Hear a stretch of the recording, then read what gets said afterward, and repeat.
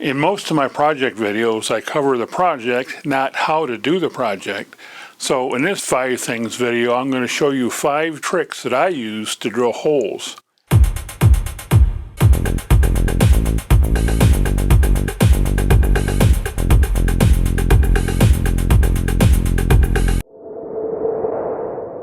Now, if you've ever taken shop in school, you may know some of these things, but not everybody takes shop anymore. Well, the first thing is how to locate a hole. And I have 3 center punches. I have a fairly high-end Starrett punch, and this is not an automatic punch. This is just a manual one. And it really isn't that expensive for something having Starrett quality. This is under $10. We also have this automatic punch. And we have another automatic punch here. The way that these automatic punches work is, say you locate where you want a hole, you push down, and when you hear that click, it rams a hammer and makes a mark.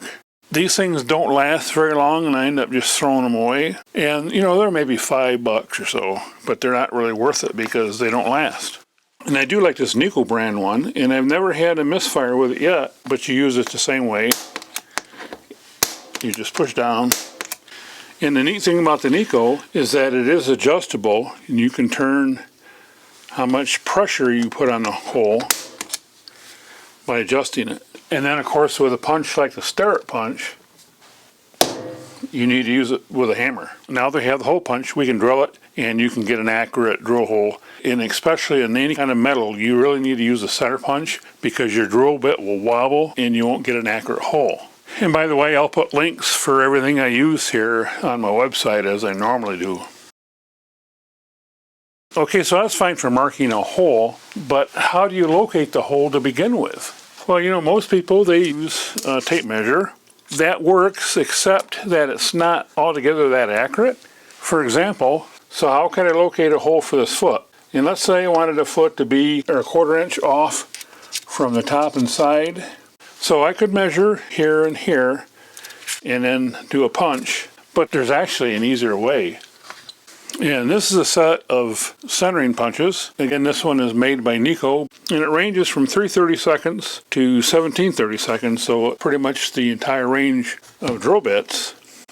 And the way you use these, you find the appropriate diameter for the hole you want to center, and I'll show you in the largest one. These punches have a center pin on them, if you can see here. So when you take the center pin, which is here, and set it whatever you want to locate, and then you whack it with a hammer, now you have the exact location of the hole you want to drill.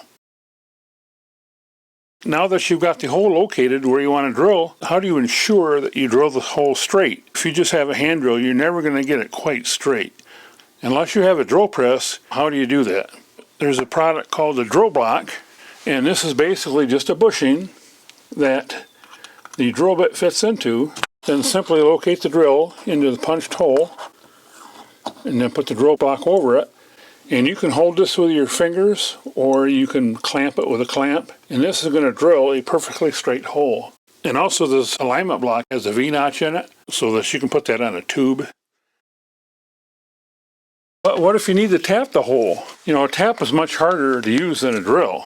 You can get what's known as a tap guide, which is similar to a drill guide, yet it is sized for the tap, because of course the tap is a slightly different size than a drill. And again, you just hold on to this while you run the tap in, and then you're going to be fairly straight. And also, like the drill guide, this does have a V-notch in the end so that you can use it to tap into a tube or a pipe or something. And the last tip I have is if you've ever tried to drill into polycarbonate or Lexan, plexiglass, any of those kind of plastics, you know that they're very brittle. So much so that you will probably crack the plastic when you try to drill it. The reason is because you're using the wrong drill bits. A standard US or Imperial or SAE, wherever you want to call it, drill bit, the end is 135 degrees. And we can verify that with this gauge. We'll set the drill here, and we can see that it is 135 degrees. That's for US drills. Metric drills are usually 118 degrees, so this would be 135, this is 118. It's a bit sharper, but it still will have a problem cracking the plexiglass. To drill polycarbonates, you actually need a drill bit that's specifically designed for polycarbonates. Norseman, made in USA, makes a kit, and these are a little hard to find, so I'll put the link in for it. And this kit is rather expensive. It's around $50. If you look at the drill bits, you can see they have a much greater angle, and they're actually 60 degrees. And these will not crack plexiglass. As I said, they're a little expensive, and plastics are not all that demanding, so in reality, almost any drill bit would work as long as it's cut for a 60-degree bevel.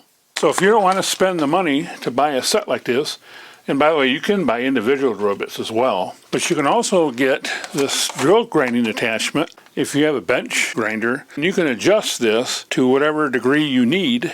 That way you can repurpose maybe a drill bit that you broke off, or a cheap drill that you buy a drill index for $5 or something, and drill the correct angle, and then allow you to drill polycarbonate. Visit rv-project.com.